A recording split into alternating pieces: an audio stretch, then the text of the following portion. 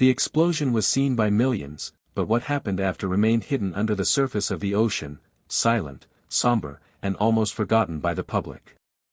The Challenger's loss was not merely a tragedy in the air, it left behind haunting questions that few would dare to ask. What really happened to the crew once the smoke had settled? In this narrative, we present 6 formidable and disturbing facts, each moving us one step closer to a reality that remains painful decades on. From clandestine recovery efforts to somber last respects, each detail is imbued with a heft that lingers on. And one fact is unforgettable.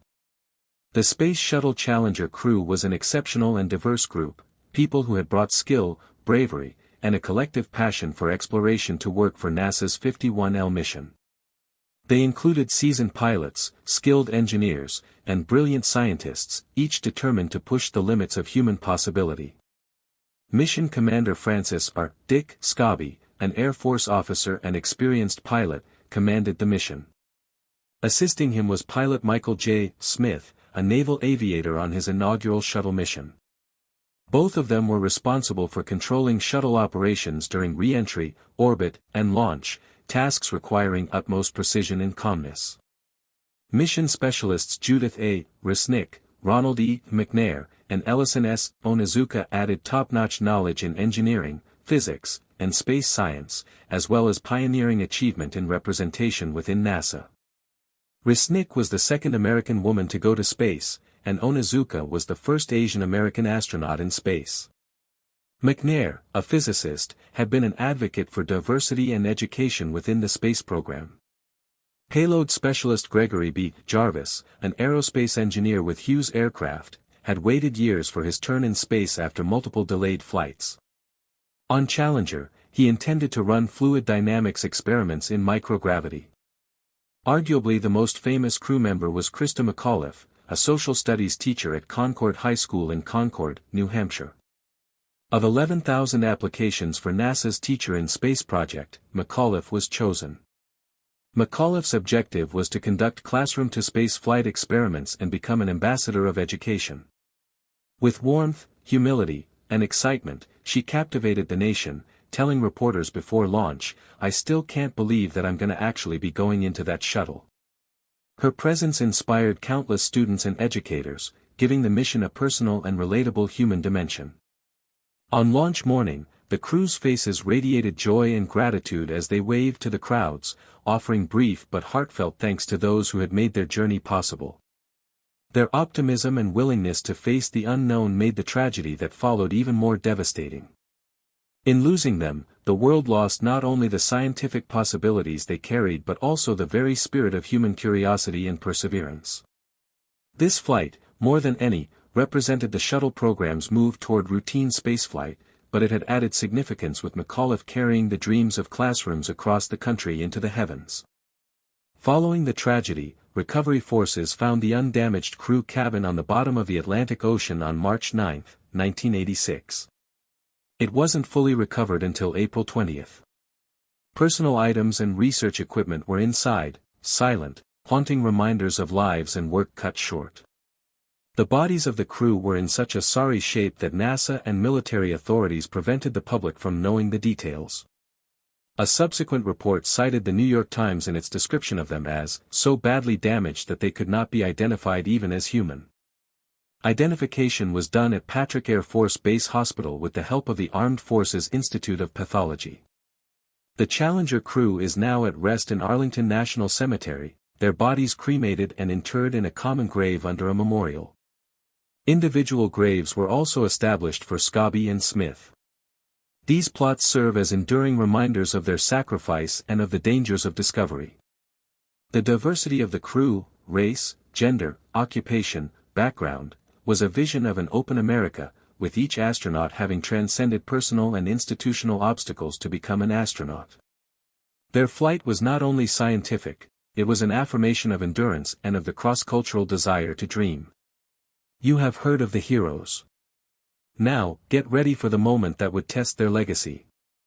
The 1980s were a decade characterized by unlimited enthusiasm for space exploration, and at NASA, that enthusiasm seemed unstoppable.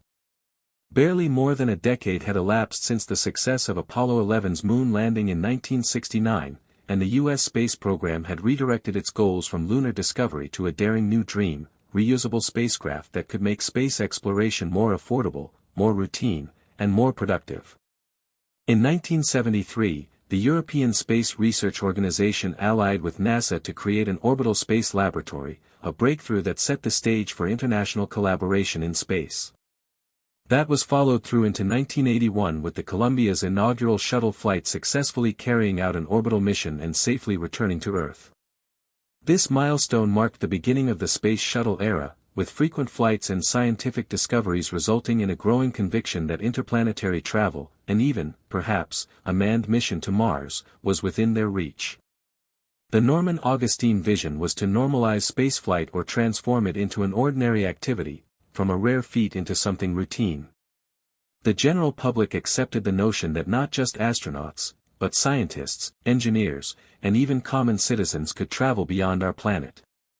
This reality came true with the Teacher in Space project, which chose Christa McAuliffe out of more than 11,000 applicants as the first civilian to go on a mission.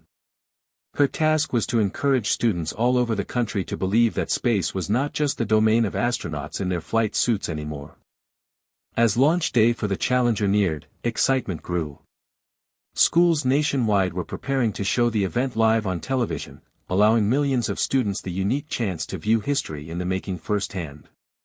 To many, it was their initial link to space travel, made all the more intimate through watching someone with all the same characteristics as their own educators in space. But on January 28, 1986, the hope was destroyed. Only 73 seconds into its flight, Challenger burst into a cloud of smoke and fire and broke apart high over the Atlantic Ocean. Millions were stunned, among them many schoolchildren who had just seconds before been cheering. The impact was immediate and intense. President Ronald Reagan delivered an address to the nation later that day, stating, "Today is a day for mourning and remembering. Nancy and I are deeply hurt by the Shuttle Challenger tragedy." Investigators later concluded that the disaster was caused by a malfunctioning O-ring seal on the right solid rocket booster. The defect, long recognized by engineers, had been exacerbated by low temperatures on launch day. Pressure to maintain the deadline had trumped warnings, and the result was horrific. The Challenger flight had not been ceremonial at all, it bore crucial payloads, such as a tracking and data relay satellite to enhance the communications abilities of NASA, and an instrument intended to study Halley's Comet in its once-in-a-lifetime passage through the solar system. It was to be yet another step in making space a functional domain for science, education, and global cooperation. Instead, it served as a wake-up call that compelled NASA, and the world, to confront the risky nature of human spaceflight. Following the disaster, shuttle missions were grounded for almost 3 years as NASA revamped its safety procedures, launch operations, and engineering management. The Challenger catastrophe closed the period of unflappable public trust in the shuttle program. Safety and conservatism now overshadowed speed and showmanship. For educators, Christa McAuliffe's loss was especially heartbreaking. But in her absence, her purpose created change. Schools added more STEM curriculum, memorial programs were set up, and the Challenger Center for Space Science Education was created to continue her work.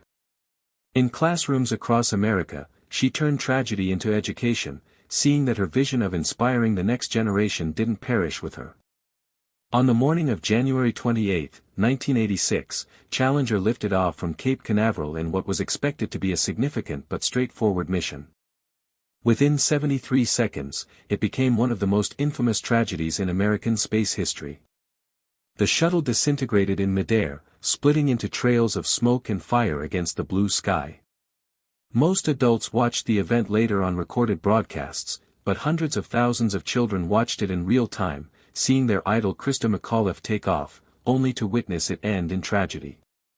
The scientific goals of the mission were significant. The launching of a tracking and data relay satellite to enhance communications for NASA and an instrument to observe Halley's Comet. But its emotional pull was based on McAuliffe's involvement. As the first civilian educator in space, she represented a new generation where common citizens were able to contribute to extraordinary endeavors. Her excitement in interviews, her incredulity at being offered the opportunity, and her dedication to involving students in sharing the experience lent the launch an unprecedented sense of intimacy with ordinary Americans. The origin of the tragedy was identified as a faulty O-ring on one of the right solid rocket boosters. The launch day's extreme cold made the O-ring unable to seal, causing the hot gases to burn through and ignite the fuel in the external tank. Engineers had already expressed doubts about the O-ring's ability to perform in low temperatures, but NASA executives under pressure to adhere to the launch plan chose to push forward. The aftermath was a turning point for NASA. The agency grounded shuttle flights for almost 3 years, literally reorganizing its safety, engineering oversight, and decision-making approach. The Challenger astronauts, Commander Francis R. Dick Scobie, pilot Michael J. Smith, mission specialists Judith A. Resnick, Ronald E. McNair, and Ellison S. Onizuka, payload specialist Gregory B. Jarvis, and Krista McAuliffe, died.